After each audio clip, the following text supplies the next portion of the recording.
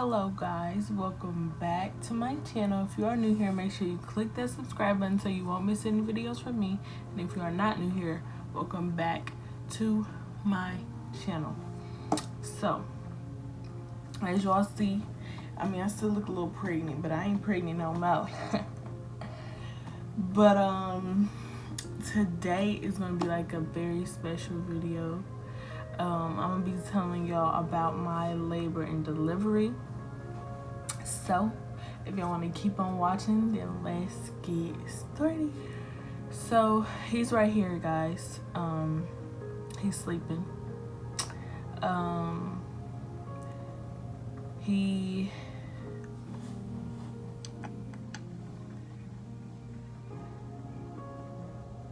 had to do this video while he was asleep. Sorry. So let's see where I should start. So I had got a membrane sweep at my last appointment, which was on a Tuesday. And if you guys don't know what a membrane sweep is, a membrane sweep is when they like go up there, like it's like they're giving you a cervix check, and they go up there and they like strip your membranes, so it makes you go into labor. So when I went, I was only 1 centimeter, still only 1 centimeter, and yeah, so I didn't feel it at all. I didn't feel her. It didn't feel like anything. Like I didn't feel anything, so I didn't think it was gonna work. So I went home. Tried to, I bounced on my ball, walked up and down the stairs, did some squats and stuff like that. They say it can take up to about 48 hours to work, especially since I'm a first-time mom. It could take, it might not even work. So, but I really, I really knew this was gonna work. I knew this was gonna work. So yeah, so every day since Tuesday, I was doing stairs, squats, bouncing on my birthing ball and stuff like that. And so Thursday came, or was it Wednesday? Yeah, Thursday came, and I started having contractions. Oh, wait.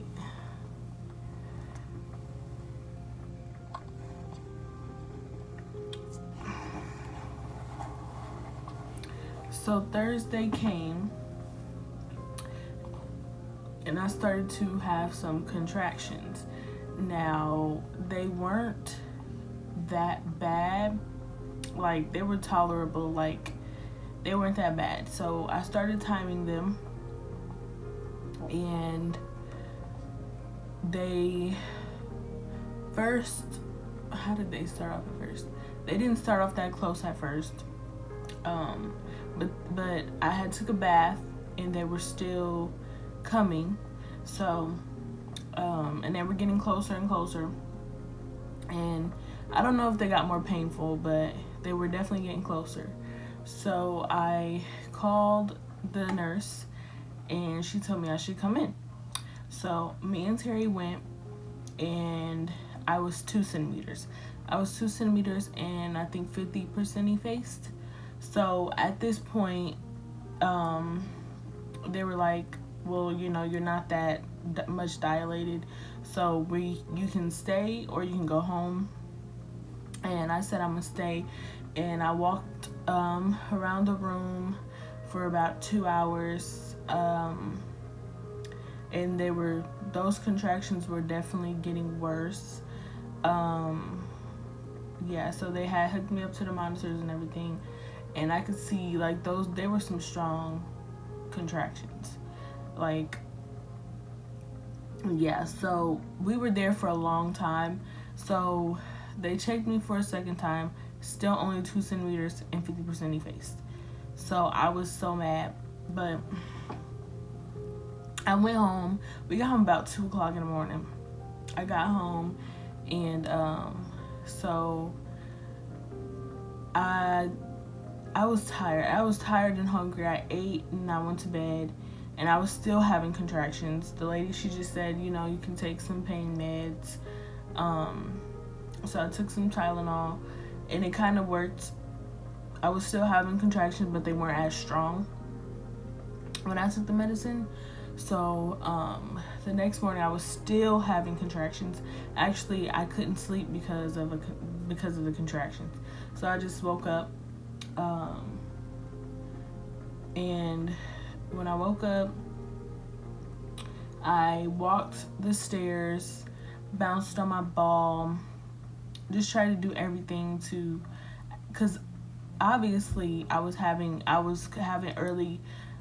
early labor, because I was still having contractions, you know, that the next day.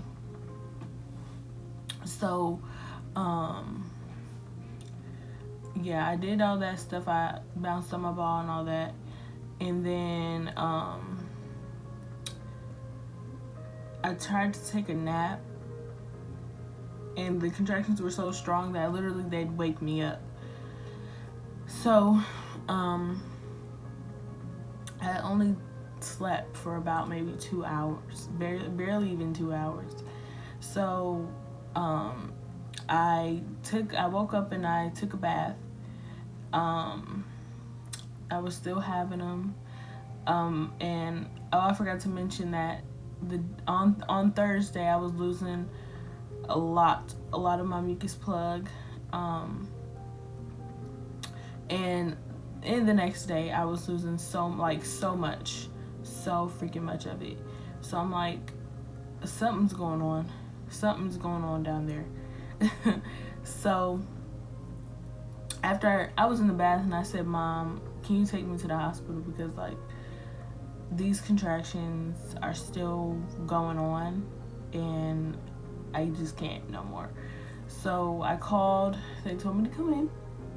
So I went in, and they remembered me from the night before, because we were there literally less than 24 hours ago. So they were like, I remember you from last night, and I remember your dilation and da da da da. So I remember what it was feeling like. So they checked my cervix. I was 4 centimeters and 50% effaced.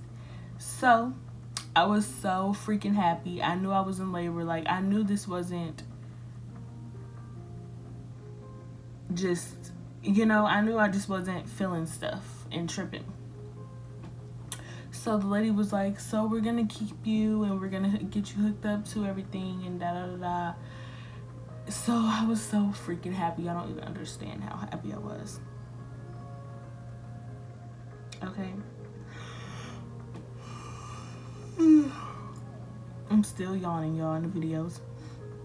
Anyways, so I did have to take another COVID test, which sucked, but I already knew how it felt, so I can't say no, you know what I'm saying? So they just went ahead and did that. And then once those results came back negative, then they switched me to the room I was gonna actually give birth in. So before I moved to the room I gave birth in, when they hooked me up to my IV and everything, she let me get in the tub and do labor in there for a little bit, and bounce on my ball. And I wasn't in that room for that long, so I moved to the room that I was gonna give birth in, and you know what's crazy? They say that when you're about 4 cent. Oh, I'm sorry. Oh my goodness. They say when you're about 4 centimeters, you can't talk through your contractions, but I could literally talk and walk. I could literally talk and walk the whole time I was having contractions, like up until I got my epidural. So I don't know. Are you really just tired? Okay, so so I moved to my other room, and I got comfortable and everything like that. By that time, it was really late when I had got there already. So I sat in there for a while, and then they came back in and they checked me, and I was about 6 to 7 centimeters dilated. I could still talk through my contractions. They didn't even feel that much worse from 4 centimeters. So, but mind you, my water didn't break yet. So they say once your water breaks, the contractions get worse. The contractions were still tolerable, so I mean, I don't know, but then she was like, let us know if you want to get the epidural, if you want to get pain meds, da da da da. So I ended up getting the epidural, and the pain was still tolerable. I just got the epidural because I was scared once, my water broke, that the pain was gonna get worse. Even though I only had 3 or 4 centimeters to go, I just didn't want to. Plus, I was already tired. I was having contractions for 2 days, so I didn't really get much sleep, and I wanted to have energy to actually push my son out. You know what I'm saying? Have energy after to love on him and everything like that. And I didn't want to be tired, so I went ahead and got the epidural. Now, the epidural was the worst part of the whole thing. And I'm not saying this because I don't know how to explain it, but what I'm trying to say is everybody's experience with the epidural was probably different. Most of the people I heard, they say theirs don't hurt. Now, mine hurt really bad because my bone was tight, so she couldn't get it through, so she had to call for backup. The first person, she tried 3 times, she couldn't get it, and it hurt. And mind you, I'm having contractions while getting this epidural. And you have to be still, and you have to slouch over. My mom's in front of me holding my hand, the doctor's over here, then the epidural person's behind me, And it was just see, when I was having the contractions, I wasn't even really making noises. Now, when I got that epidural, I was just, it was pain. It was painful. My mom was like, "Is it supposed to hurt like this?" Like, it hurt worse than the whole labor, everything. So, I'm so sorry, y'all, that I'm always yawning. But the next person came in, and he finally got it in, but it was pretty hard for him to get it in too. So finally they got it in. I was so happy, but it didn't start working right away, but it worked pretty fast to start, numbing them, and my contractions started to go down in pain. So it started working, and it was weird because I did not like how my legs were so numb, and my stomach, my feet. I could definitely still move my legs and everything like that, but it wasn't that easy, but I could still move them. But so I started to feel some pressure in my booty. So I told my mom, and she's like, "Call the nurse." And so I called the nurse. I told her, and she was like, "Wow, that was fast," because it was literally not even that many hours went by from the epidural to when I felt the pressure. And once you feel pressure in your butt, then that means you're ready to push your 10 centimeters. So the nurse called the people to come check my cervix, and sure enough, I was 10 centimeters. So they were like, "Well, looks like, baby's coming." By this time, it was the next day. It was the morning time. It was like 7 o'clock. But they wanted me to sit up like I was sitting in the chair, so that wait a little bit longer so the baby can come down a little bit more, so it'll be easier to push. So we waited about 2 hours for that, and the pressure started to get worse. So I told the doctor, and they were like, okay, we're gonna have you do some practice pushes. So I did practice pushes, and they were like, wow, she's a really good pusher, so I think she's ready to go. So they got everything ready. They had me do a couple more practice pushes, and when I was doing the practice pushes, I guess that I was doing so good, they had to hurry up and call the doctor to come and deliver. So I only pushed for 30 minutes. He was born at 9:17 a.m. He was 7 pounds 10 ounces, and yeah. So my labor and delivery went so fast, and I so thank God for that, because I was so worried that I was gonna be in there for days. But it was just such a blessing. Like, I'd do it all over again, because it was a great experience. I got to feel his head when he came out. When he was coming out, I got to feel it twice. And once I felt his head the first time, I just started crying so hard, because it's like, wow, that's my baby. Like, my baby is coming. He's coming out. So once they took him out, first thing I said is, he looked just like his daddy. Like, literally, that's the first thing I said. And I'm so mad that he looked just like his dad, but whatever. He's such a cute baby.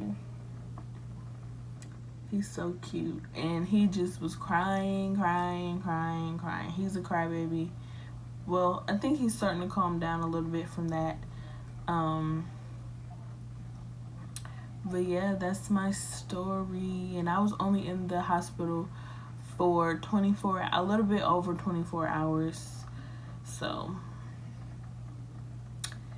yeah, he's a good baby. He's healthy. I was healthy. I did not even tear.